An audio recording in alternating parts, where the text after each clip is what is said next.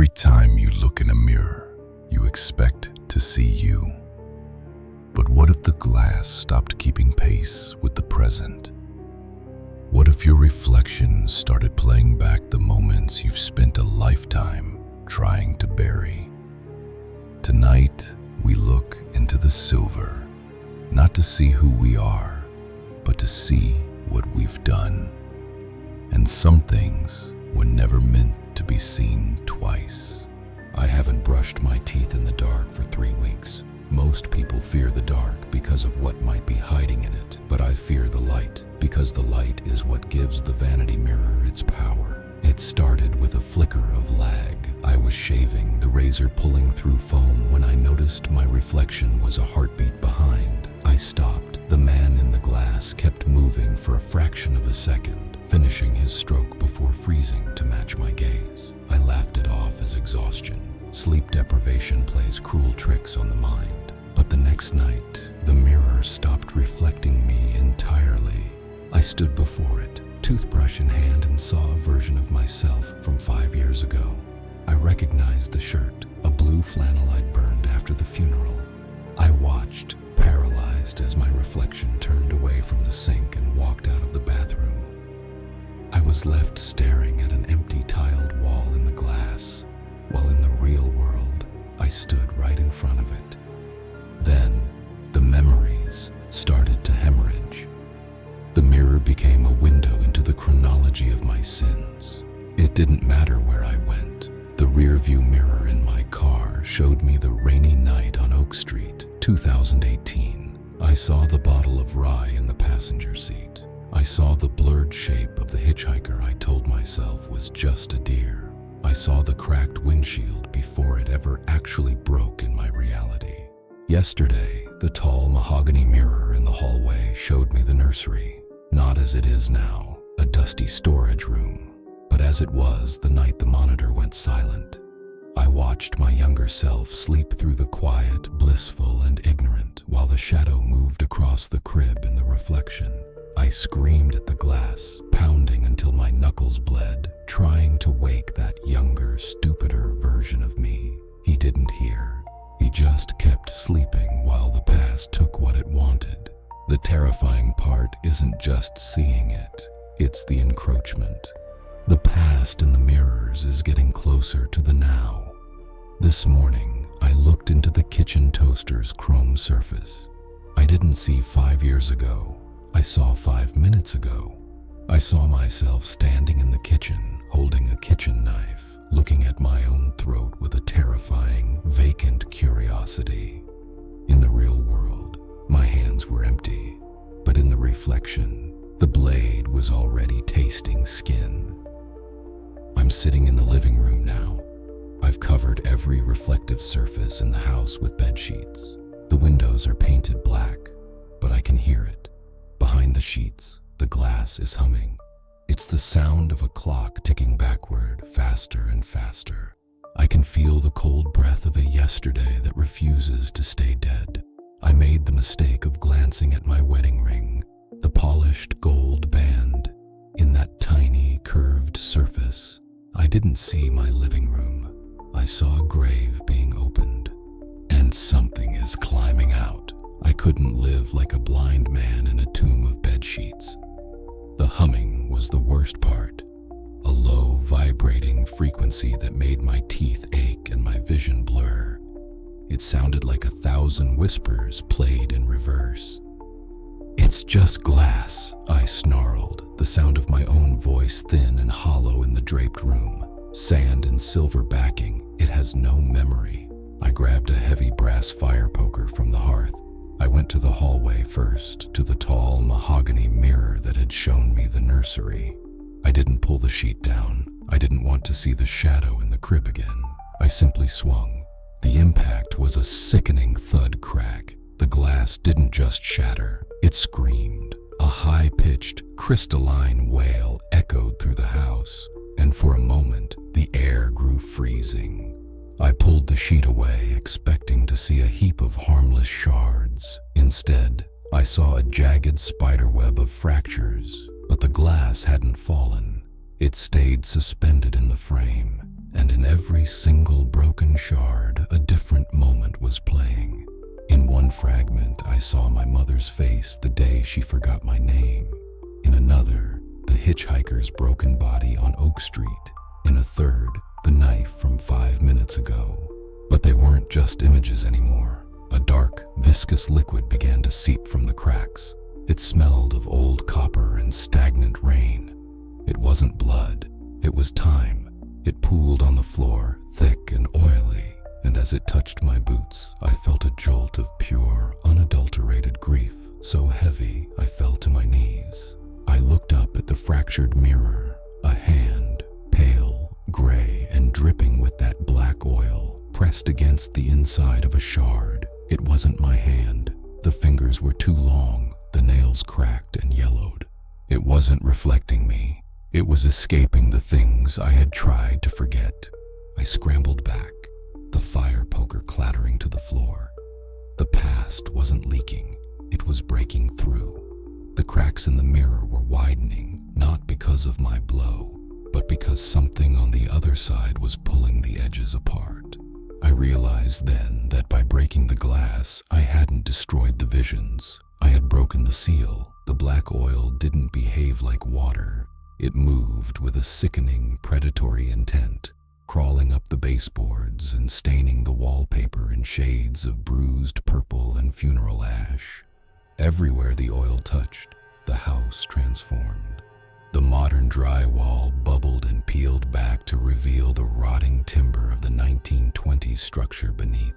My sleek, electric hallway light flickered and died, replaced by the choking, rhythmic hiss of a gas lamp that hadn't existed for a century. I scrambled into the living room, but the floorboards groaned under my weight, turning soft and spongy like damp earth. I looked down at my hands. They were trembling, but they weren't my hands anymore. They were smaller, the skin unblemished, the nails bitten to the quick. "No," I whispered, my voice cracking into a prepubescent pitch. "Not now. Not this." I was regressing. The oil was pulling the now out of me, dragging my physical form back through the years. I could feel my memories blurring, the adult complexities of bills, marriage, and guilt washing away, replaced by the raw, sharp terrors of a 10-year-old boy. I looked at the sheet-covered mirror above the mantel. The oil had soaked through the fabric, turning the white linen into a funeral shroud. A shape was forming behind the cloth, a tall, spindly silhouette that leaned forward, stretching the fabric toward me like a face pressing into a balloon. "Give it back," a voice gurgled from behind the shroud. It sounded like someone speaking through a throat full of wet gravel. "You took the years. You lived the life. Give it back." It was the hitchhiker. I knew it by the smell that now filled the room, the metallic tang of Oak Street rain and the scent of cheap tobacco. The oil on the floor rose up, forming grasping hands that latched onto my ankles. They were cold, colder than ice, and as they gripped me, I saw a flash of the car's headlights hitting the man again. But this time, I wasn't behind the wheel. I was standing on the road. I was the one looking into the lights. I lunged for the front door, but the handle was gone. In its place was a smooth, unbroken slab of wood. The house was sealing itself. It wasn't a home anymore. It was a pressurized chamber of everything I had ever fled from. The oil reached my knees. It felt like wading through heavy, freezing mercury. My living room was gone, replaced by a surreal landscape of overlapping eras. A Victorian armchair sat rotting next to my modern television, which was melting into a puddle of prehistoric sludge. The figure behind the shroud on the mantel gave one final, violent tug. The fabric tore. The hitchhiker didn't have a face, just a cavernous hole where the glass had shattered his features. He stepped out of the frame, his boots clicking on the floorboards with the sound of a closing casket. He carried the smell of the damp earth and the wet asphalt of 2018. "You left me in the ditch," the hole in his face whistled. I looked at the shards of the hallway mirror still clinging to the wall. They were the only things not covered in the black oil. They glowed with a pale, rhythmic light. I realized the oil was the overflow, the pressure of 1,000 moments trying to occupy one point in space. If I stayed here, I'd be drowned in the sediment of my own life. I had to go back to the source. I sprinted, or tried to, my smaller, younger legs churning through the sludge, toward the hallway. The hitchhiker turned, his movements jerky and distorted, like a film skipping frames. He reached for me, his fingers elongating into shards of silver glass. I didn't head for the door. I headed for the largest fragment of the broken mirror, the one showing the rainy night on Oak Street. "I'm sorry," I screamed, though I knew the word was too small for the crime. I didn't stop. I dove headfirst into the jagged silver. There was no impact. There was only a sensation of falling through a freezing cloud of static. The sound of the house vanished, replaced by the rhythmic thump-thump of windshield wipers and the steady hum of a 2018 sedan. I gasped, my lungs filling with the scent of rye whiskey and leather. I was back in the car. The rain was drumming against the roof like 1,000 tiny fingernails. I looked in the rearview mirror. My reflection was older again. My hands were steady on the wheel. But when I looked at the road ahead, the hitchhiker wasn't there yet. I was 30 seconds away from the impact, but as I reached for the brake, I saw something that froze my blood. In the reflection of the car's window, my future self, the boy version of me from the oil-soaked house, was screaming at me from the roadside, trying to warn me. And behind him, in the reflection, the hitchhiker was already sitting in my back seat. The smell of rye was suffocating. I slammed my foot on the brake, but the pedal felt like it was made of sponge. The car didn't screech to a halt. It glided through the rain as if the laws of physics were being rewritten by a malicious editor. "Stop," I wheezed, clutching the steering wheel. "I'm stopping it. I'm changing it."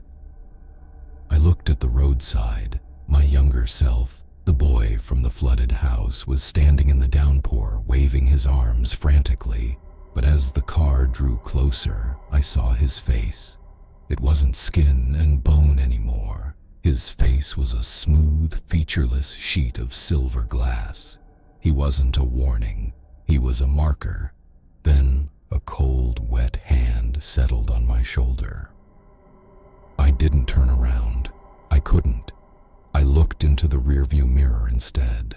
The hitchhiker was sitting in the back, his head tilted at an impossible angle. He wasn't the broken man from the ditch anymore. He was wearing my clothes. He was wearing my wedding ring. "You don't understand," he whispered, his voice vibrating through my spine. "You didn't kill me that night. You traded places with me." The headlights finally hit the figure in the road.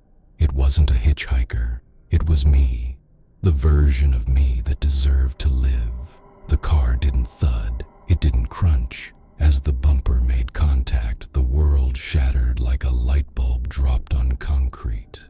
I wasn't in the car anymore. I was back in the hallway of my house, standing before the broken mahogany mirror. The black oil had stopped rising. The house was silent, but when I looked down at my hands, they were gray. When I touched my face, I didn't feel skin. I felt the cold, hard surface of polished glass. I looked into a shard on the floor. I didn't see a reflection. I saw the real me standing in a beautiful, sun-drenched kitchen I didn't recognize, hugging a woman I had never met. He was living the life I should have had, the life where I had stepped on the brake in time. I was no longer the man. I was the reflection, and I was trapped on the wrong side of the silver. I reached out to touch the real me, but my fingers met a cold, unyielding barrier. In the sun-drenched kitchen on the other side, he didn't feel a thing. He laughed, pouring coffee for the woman, a woman whose smile felt like a memory I had been robbed of. I was a ghost in the silver. I moved through the house, or rather, the echo of the house. Everything here was inverted. The text on the spines of books was backwards. The clock on the wall ticked counterclockwise.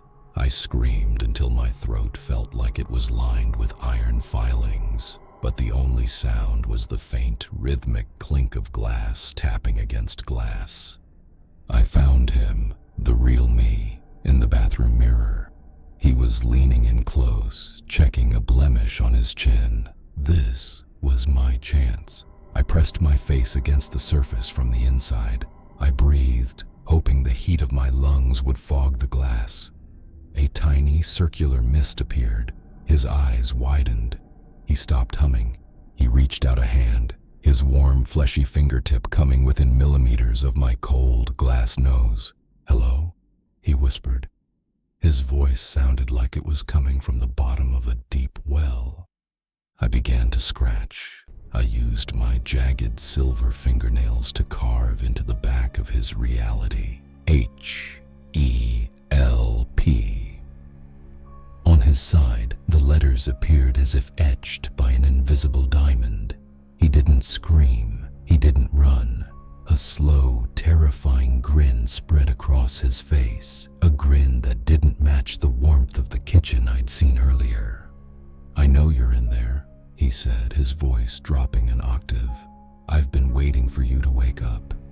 Do you know how hard it is to maintain a perfect life when the original is still screaming in the basement of the psyche?" He picked up a heavy glass canister from the counter. "You're a smudge on my view, Charlie, and I think it's time to clean the windows." He didn't smash the mirror. He did something worse. He began to paint over it. Thick, white enamel paint slapped against the glass, plunging my world into a suffocating, sticky darkness. One stroke at a time, he was erasing my only portal to the world of the living. The white paint didn't just block the light. It felt like wet concrete hardening over my soul. As the last sliver of the bathroom vanished behind a stroke of enamel, the silence in the mirror world became absolute. I was entombed in a silver coffin. I clawed at the painted surface, but my hands found no purchase. I was blind, drifting in a void of cold mercury. Then I felt a hand, not a wet, oily hand like the hitchhiker's, but a small, delicate one that slipped into mine. "Don't stay here," a voice whispered. It was a child's voice, muffled as if speaking through a thick blanket. "If you stay in the dark, you become the glass. You have to move deeper." A faint blue light began to pulse from beneath my feet. As my eyes adjusted, I realized I wasn't in a hallway anymore. I was standing in a vast, infinite gallery. It looked like a cathedral made of frozen smoke. Hanging in the air were thousands of discarded moments, shards of glass the size of doors. Each one contained a person, frozen in a loop of their worst mistake. I saw a woman reaching for a falling vase that never hit the floor. I saw an old man staring at a letter he never opened. They were all gray, their skin shimmering with that sickly silver sheen.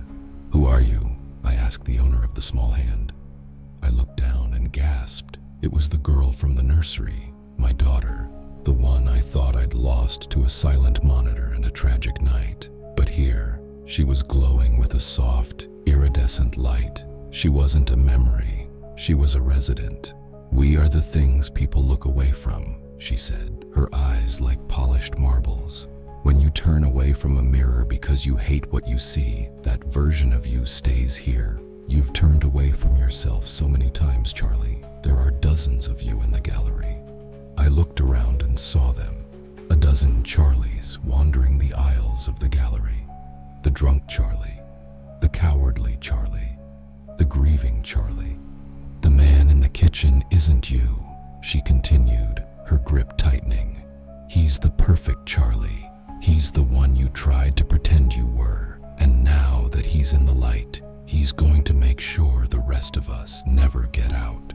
In the distance, a massive bell tolled. The gallery began to shake. "He's breaking the house," she cried. "He's renovating. If he replaces the mirrors with walls, we'll be trapped in the silver forever." The gallery of discards groaned under the weight of the real world's renovations. Above us, the ceiling, a translucent sky of silver, began to crack. Huge, jagged slabs of nothing fell like guillotines, shattering the memories of the other residents. "If he covers the mirrors with drywall," my daughter whispered, "this world collapses. We'll be crushed into the sand we came from." I looked at the other Charlies. They were pathetic, haggard, weeping, or frozen in states of drunken stupor. They were the parts of me I had spent a lifetime amputating. But looking at them now, I didn't feel disgust.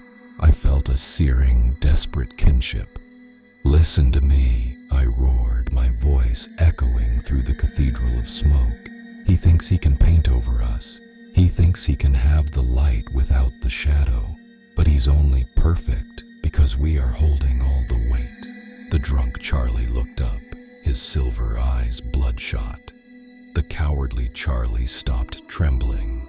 One by one, they turned toward me. "We are the truth!" I screamed. "And the truth is meant to be seen!" I led the charge.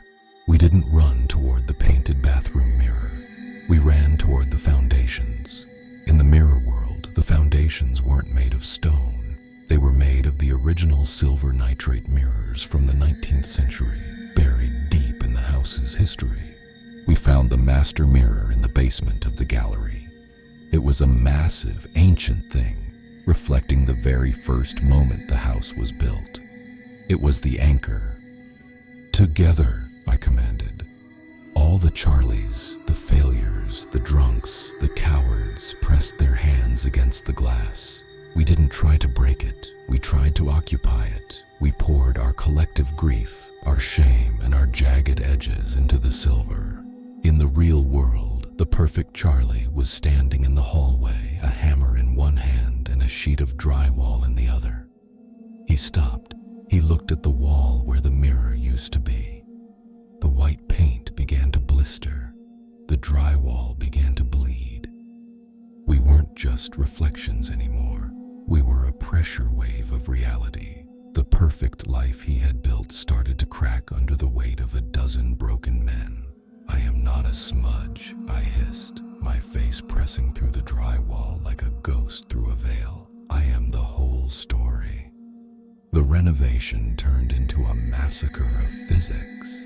The perfect Charlie screamed as his pristine, white-walled hallway began to heave like a dying chest. Underneath the fresh paint, the glass was fighting back. In the real world, the drywall didn't just crack. It exploded outward in chalky dust, revealing the silver skin of the mirrors beneath. But the silver wasn't flat anymore. It was bulging. I was the first to tear through. My hand, now a jagged claw of mercury and bone, punched through the plaster. I grabbed the perfect Charlie by his silk tie. He smelled of expensive cologne and lies. "You're not real," he shrieked, swinging the hammer. The heavy metal head buried itself in my shoulder, but there was no blood. Only a spray of silver sparks and the sound of a window shattering. I didn't feel pain. I only felt the cold, hard vacuum of the void. Behind me, the other Charlies began to spill out of the walls. The drunk Charlie stumbled into the kitchen, his very presence turning the vintage wine into vinegar.